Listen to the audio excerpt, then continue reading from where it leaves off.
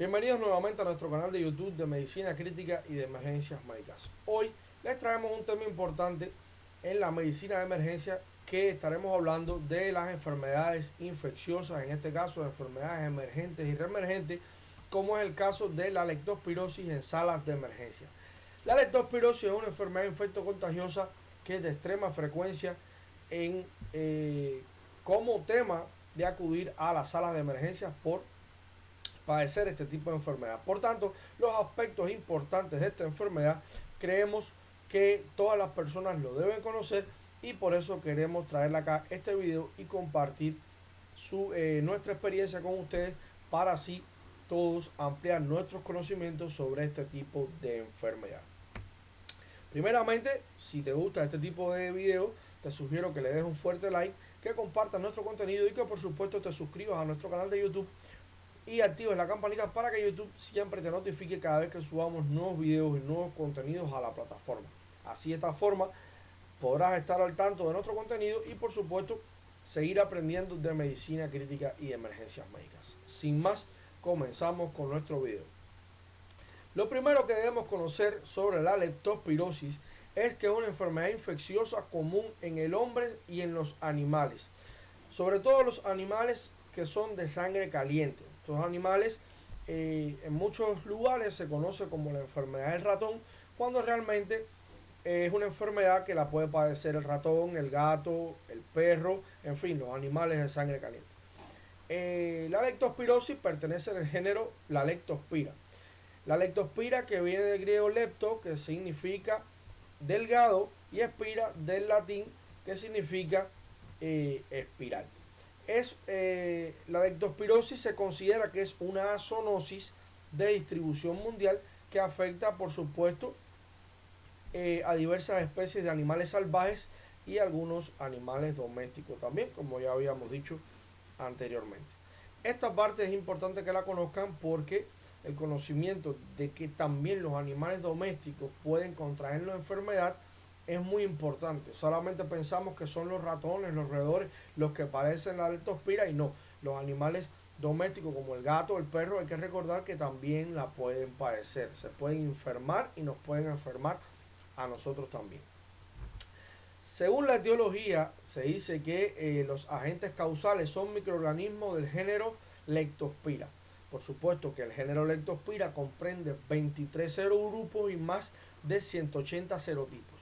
De estos 23 serogrupos hay que recordar y hacer énfasis que los que más frecuentemente nos podemos encontrar son la Icteromorragiae, la Canalícula, la Autumnalis, Hebdomadis, Australis, Gripotifosa y la Pomona, que son los serogrupos más frecuentes que pueden afectar a los animales, que realmente nos pueden afectar a nosotros los hombres. Hay aspectos importantes que hay que conocer también sobre este tipo de microorganismos, este tipo de bacterias, que lo primero que hay que conocer es que son resistentes al frío. Se destruyen en 30 minutos a la temperatura de 50 a 55 grados. Se destruyen también en un medio ácido, y quiero que recuerden esto, que perecen en un medio ácido porque las leptospirosis, según el lugar o el sitio por donde penetran en nuestro organismo, es el sitio en el cual nos vamos a sentir vulnerables y vamos a estar vulnerables a este tipo de bacterias, pero nunca pueden afectarnos en el estómago, excepto una sola circunstancia en la que no hay una producción adecuada de ácido clorhídrico en el estómago, como es en el caso de la anaclorhidria, un daño en las células de intraparietales, o que se consuma también inhibidores de la bomba de protones o antihistamínicos como la ranitidina, lo cual disminuye la acidez del estómago o el pH del estómago, y entonces en este caso sí podríamos ser afectados por la leptospira en caso de que tengamos erosiones en las paredes del estómago, pero es muy poco probable. Recordar que ellas perecen en un medio ácido. También hay que recordar que son muy sensibles a la desecación y a la acción de los rayos solares. Esto también es importante, y que penetran al hospedero a través de abrasiones de la piel, mucosas de la nasofaringe y esófago, o por los ojos. Estas son las vías por las cuales podemos adquirir la enfermedad de la leptospirosis. Según su cuadro clínico, tiene un periodo de incubación variable, un periodo de incubación que va entre 1 a 2 semanas o 7 a 13, 14 días, como ustedes quieran mencionarlo. Hay que reconocer que el inicio de los síntomas es un inicio súbito y que consta de dos etapas fundamentales. La primera etapa, que es la etapa septicémica o leptospirémica, en el cual nos vemos afectados por la leptospira que se encuentra en nuestro organismo y recorre todo nuestro organismo a través de la sangre. Que en esta fase septicémica nos vamos a encontrar un cuadro clínico de inicio abrupto, con fiebre alta, con escalofríos. Hay que recordar que la leptospirosis es una de las causas infecciosas de fiebre con escalofríos. Y si quieres conocer cuáles son estas causas del síndrome febril agudo con escalofrío en sala de emergencia, te sugiero que revises en nuestro canal la lista de reproducción, donde en esta misma lista de enfermedades infecciosas tenemos las causas de fiebre en el sistema de urgencia. Ahí vas a encontrar varias causas de fiebre de síndrome febril agudo con escalofrío, donde la leptospira es una de ellas. También vamos a encontrar decaimiento, malestar general, postración, colapso cardiovascular, delirio, alucinaciones, toma del estado general, la conciencia, y que tiene un periodo de duración de 4 a 7 días. Esta primera fase con un periodo de duración de 4 a 7 días. Una vez que termina la fase septicémica, comienza la fase inmunológica, que dura entre 4 y 30 días, donde predomina la leptospiruria. O sea, la leptospira ya no se encuentra en la sangre, sino se va a presentar en la orina, como estamos informando acá. En este caso hay que recordar y hacer un gran paréntesis de que la fase inmunológica no se modifica con la terapia antimicrobiana. Y esto es muy importante porque a la hora de realizar los exámenes complementarios, a la hora de interrogar al paciente y a la hora de definir cuántos días de evolución lleva la enfermedad, pues evidentemente sabremos qué examen complementario indicar para evitarnos en este caso falsos negativos. Una vez conocidas estas dos etapas, pues entonces conoceremos cuáles son las formas clínicas de la leptospirosis. Cada etapa puede presentarse de una u otra forma. O sea, existen dos formas clínicas. La leptospirosis anictérica, que es la más frecuente, que tiene un inicio brusco también, anunciado por fiebre. O sea, su fase septicémica se va a presentar con un inicio brusco, anunciado por fiebre, acompañado de malestar general, escalofríos, dolor de cabeza, dolores en los músculos. En ocasiones también puede haber postración. Algunos pacientes, ¿qué características presentan? Que pasado estos 4 o 7 días no van a mostrar una segunda fase inmunológica. O sea, estos pacientes se enferman, hacen la fase septicémica y pasada esta fase, estos primeros 4 o 7 días, pueden permanecer asintomáticos e incluso no presentar la fase inmunológica. Sin embargo, lo más frecuente es que pasado estos días, estos 4 o 7 días, comienza la fase inmunológica, y es la que se caracteriza también por fiebre y cefalea. Se ha señalado en algunos casos la presencia de delirio, alucinaciones, conducta psicótica e incluso tendencia suicida en algunos pacientes. También otras literaturas han hablado o han mencionado o expuesto otros síntomas y signos, como es la anorexia, las náuseas, los vómitos, diarreas y hemorragia gastrointestinal. Quiero hacer un énfasis acá, una gran acotación en el caso de la forma clínica de la leptospirosis anictérica. En algunas ocasiones hemos escuchado a algunos familiares, amigos, primos, que sobre todo a las personas mayores, que hemos escuchado que en el argot popular, no, mi hijo ha tenido varias enfermedades. O sea, la semana pasada tuvo la enfermedad del ratón y esta semana tiene la enfermedad del caballo. O sea, esto es muy paradójico. Hay que recordar que la enfermedad del ratón o la leptospirosis tiene dos fases. La primera, la septicémica, que nunca se nos puede olvidar, y la segunda es la fase inmunológica. Y por supuesto, si la primera semana tuvo la enfermedad del ratón, se encontraba en una fase septicémica o leptospirémica. Y evidentemente cuando pasa a la segunda fase, que es la segunda semana, hace fiebre, cefalea y hace también meningitis aséptica. Por tanto, entonces se confunde o puede traer a capítulo que tiene la enfermedad conocida por muchas personas como la enfermedad del caballo, que realmente no es la enfermedad del caballo, es la meningoencefalitis, que en este caso hace encefalitis aséptica por un proceso inmunológico. Esto lo aclaro acá porque es muy importante conocerlo, porque puede traer mucha confusión en algunos de los casos, y no han sido pocas las veces que un paciente lo hemos ingresado en la sala de emergencia o en la sala de observaciones clínicas con el diagnóstico de leptospirosis. Se ingresa en medicina, se trata en medicina porque no se complica. Egresa a su casa y pasado 5 o 10 días regresa al hospital con un cuadro de fiebre, cefalea y rigidez nucal. Entonces decimos que tiene una meningoencefalitis bacteriana. No, no es una meningoencefalitis bacteriana. En este caso sería una meningoencefalitis aséptica, ¿verdad? Que correspondería a la segunda fase, que sería la fase inmunológica de la leptospirosis. ¿Qué podemos encontrar al examen físico en un paciente que padece de leptospirosis?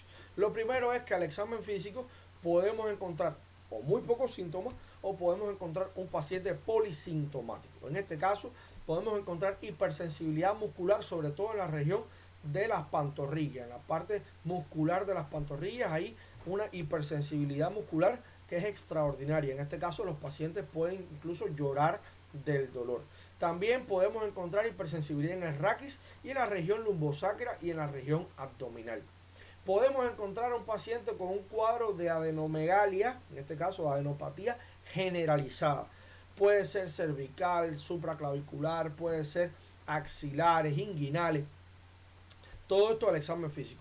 Pero acá les traigo un síntoma muy importante, que es un signo muy importante, un signo clínico, que es la sufusión conjuntival. Hay que recordar que la sufusión conjuntival en algunas ocasiones, hablamos de la hemorragia conjuntival, que puede ser el único síntoma o el único signo clínico que puede acompañar a un paciente con cuadros clínicos de fiebre, malestar general, decaimiento. Y evidentemente con una epidemiología muy sugestiva, muy bien detallada con el interrogatorio, pues fiebre, cefalea, sufusión conjuntival y genio epidemiológico, pues entonces podríamos pensar que puede ser una leptospirosis. Acá podemos encontrar también hepatoesplenomegalia, lesiones exantemáticas, faringitis, artritis, parotiditis, orquitis, epididimitis, otitis media, etcétera. Muchos más síntomas al examen físico. Pero hay que recordar que la sufusión conjuntival es un signo clínico que puede tenerse presente y estar presente en muchas de las ocasiones cuando estemos ante un paciente que sufre leptospirosis, y siempre hay que sospecharla en lesiones oculares. Hay un tipo de leptospirosis que es la leptospirosis ictérica, que es la otra forma clínica, que es lo que se denomina síndrome de Weber. Esta leptospirosis ictérica también tiene dos fases, una fase septicémica y una fase inmunológica, pero que también esta leptospirosis tiene una expresión abrupta, un inicio abrupto, tiene fiebre, escalofrío, sensación de malestar general, postración, colapso vascular, pero que es indistinta, o sea, no tiene nada que ver con la serología o el serotipo de la leptospirosis. O sea, en algunas ocasiones tenemos el falso concepto de que la leptospira icterohemorrágica puede estar dada por el serotipo icterohemorragial. No, eso es un error. Es independiente de la etiología serotípica de la leptospira. Los síntomas son los mismos que se acompañan de la leptospirosis anictérica, solamente que se acompaña en este caso de ictericia, de fallo hepático, evidentemente, que es un íctero azafranado, es rojo, ¿verdad? Daño renal, colapso vascular y hemorragias a todos los niveles y alteración del nivel de conciencia. También hay una forma clínica que se describe en mucha literatura y que muchas de las personas no conocemos, que es la leptospirosis crónica.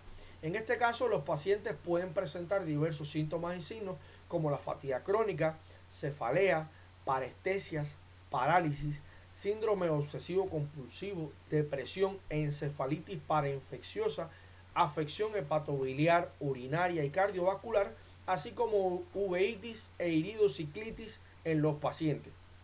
Por tanto, en muchas ocasiones, Cuando veamos un paciente con uveitis o iridociclitis, debemos pensar que si tiene un genio epidemiológico bastante favorable para adquirir la enfermedad, este paciente pudiese ser portador de una leptospirosis crónica. Ahora, ¿cuáles son las complicaciones más frecuentes que se pueden presentar en un paciente que padece leptospirosis? Lo primero, que también es muy frecuente y es una de las complicaciones más temidas, es la hemorragia pulmonar, ¿verdad? Puede haber anemia, síndrome purpúrico hemorrágico, insuficiencia renal aguda, fallo hepático, complicaciones como distrés respiratorio agudo, coma, encefalitis, miocarditis, entre otros tipos de complicaciones. Otros complementarios, o sea, los complementarios que vamos a indicar en el servicio de urgencia, encontramos primeramente complementarios que nos ayudarán a identificar un proceso infeccioso agudo, pero no complementarios diagnósticos específicos. ¿Cuáles son estos complementarios de orientación? El hemograma con diferencial, coagulograma, examen de orina, hemoquímica completa y velocidad de sedimentación globular.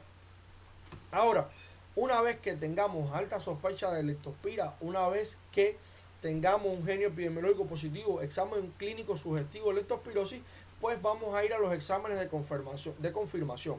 Estos exámenes se deben tomar o realizar, siempre antes de la primera administración de los antimicrobianos. Por tanto, ¿qué haremos? Hemocultivo, sobre todo si estamos en la primera semana y entre los primeros 7 a 10 días. Pasado ese tiempo, pues haremos también estudios de cultivos de la orina, porque hay que recordar que la segunda fase estamos en la fase inmunológica y predomina la leptospiruria. Realizaremos estudios microbiológicos de la orina, estudios microbiológicos del líquido cefalorraquídeo. Hay que recordar que en la fase leptospirémica se aloja muchas veces la leptospira en el líquido cefalorraquídeo. Estudios inmunológicos de macroaglutinación y de microaglutinación.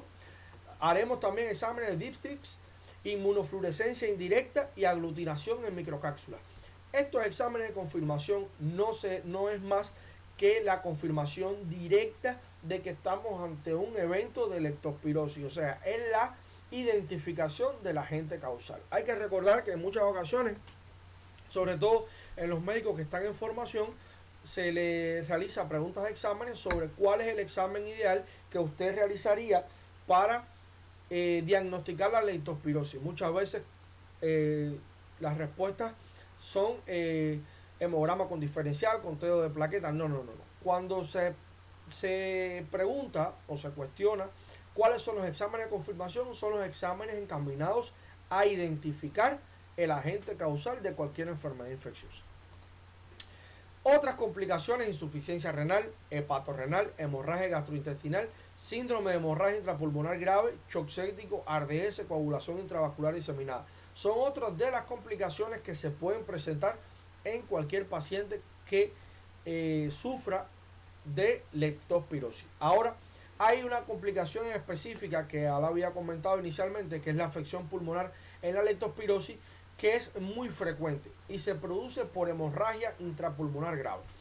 Cuando nos encontremos en el servicio de urgencia y tengamos un paciente con fiebre, escalofrío, postración general, decaimiento, hipersensibilidad en los gastronemios, sufusión conjuntival y tengamos ictericia, este paciente comienza con tos y expectoración sanguinolenta. Esta es la primera complicación que hay que pensar de la leptospirosis, la afección pulmonar, que es el síndrome de hemorragia intrapulmonar grave, y evidentemente presenta una alta mortalidad y que realmente puede evolucionar primero al distrés y por último puede dar al traste con la vida del paciente. Ahora, el tratamiento de la leptospirosis es un tratamiento bastante complejo, pero a la vez bastante eficaz. Lo primero que hay que hacer es un tratamiento profiláctico a todas las personas o personal de riesgo que pueda adquirir la enfermedad. Por tanto, la divulgación a la población y la lucha contra la leptospirosis es una tarea de todo médico, ya sea médico de emergencia, médico especialista de atención secundaria y médicos especialistas de atención primaria. Segundo es la implementación de los medios de protección a todos los trabajadores agrícolas y todo el personal de riesgo. También se debe realizar el control de roedores de forma eficaz, drenaje de zonas inundadas, de zonas pantanosas, protección de los alimentos y las aguas y sobre todas las cosas la vacunación de todas las personas contra la leptospirosis, que bien lo decíamos es un tratamiento profiláctico, pero es un tratamiento eficaz. Ahora, la terapéutica antimicrobiana la vamos a dividir en dos y va a ser muy sencillo de aprender. La primera, una terapéutica antimicrobiana para pacientes con leptospirosis no complicada y sobre todo para personas que toleran la vía oral y que sean niños mayores de 8 años. ¿Cómo vamos a iniciar el tratamiento? Lo vamos a hacer con doxiciclina, 100 miligramos cada 12 horas por 7 días. También podemos utilizar la eritromicina en caso de que tengamos déficit o no tengamos acceso a la doxiciclina o los pacientes sean alérgicos al mismo medicamento. Ahora, tratamiento antimicrobiano de la leptospirosis complicada. Para ello hablaremos de las formas graves como es el síndrome de Weil, el distrés, el shock séptico o la leptospirosis con cualquiera de sus complicaciones. Iniciaremos el tratamiento con penicilina G sódica a dosis de 1,5 millones de unidades cada 6 horas intravenosa por un periodo de 7 días. En los pacientes alérgicos a la penicilina podemos utilizar la ceftriaxona de 1 a 2 gramos cada 12 horas intravenoso por 7 días o cefotaxima 1 gramo cada 6 horas intravenoso por 7 días. Hay que recordar siempre que la leptospirosis es una infección donde se recoge el antecedente de exposición ocupacional y que no se produce a través de vectores, sino por el contacto directo con los animales o sus excretas y que realmente nosotros tengamos abrasiones en la piel, lesiones en los ojos, esófago u orofaringe, que es cuando adquirimos la enfermedad. La presencia de fiebre, mialgias y fenómenos hemorrágicos en un contexto epidemiológico compatible siempre va a ser sugestivo de leptospirosis. Nunca debemos olvidar esto porque es una enfermedad que puede ser una gran simuladora y que si no actuamos de forma correcta, de forma oportuna, en el menor tiempo posible puede llevar al traste con la vida del paciente. La manifestación principal de la fase inmunológica de la leptospirosis anictérica es la meningitis. Es lo que hablábamos anteriormente, un paciente que esta semana se enferma de leptospirosis, pasan 5 o 6 días después de alta en su casa y comienza con un cuadro de cefalea, fiebre y rigidez nucal. Entonces pensamos que tiene una meningoencefalitis. No, en este caso tiene una meningitis, pero es una meningitis aséptica, porque es la fase inmunológica de la leptospirosis. Hay que recordar en relación al tratamiento que la reacción de Hering-Heimer puede aparecer en la fase inicial del tratamiento contra la leptospirosis, pero no solo con la leptospirosis, sino con cualquier enfermedad causada por espiroquetas. Esta reacción de Hering-Heimer se presenta con fiebre, cefalea, artromialgia, lesiones cutáneas y su tratamiento específico está basado en el uso de los esteroides o los antiinflamatorios no esteroideos. Y hasta aquí nuestro video de hoy. Espero que este video te haya servido de mucho, que hayas aprendido algo nuevo hoy o que refrescaras y reafirmaras tus conocimientos sobre esta enfermedad reemergente que se denomina leptospirosis. Si te ha gustado nuestro video, por favor, dale un fuerte like, comparte nuestro contenido y por supuesto suscríbete a nuestro canal, activa la campanita para que YouTube siempre te notifique cada vez que subamos nuevos videos y nuevos contenidos a nuestro canal. Sin más, nos vemos en el próximo video. Chao.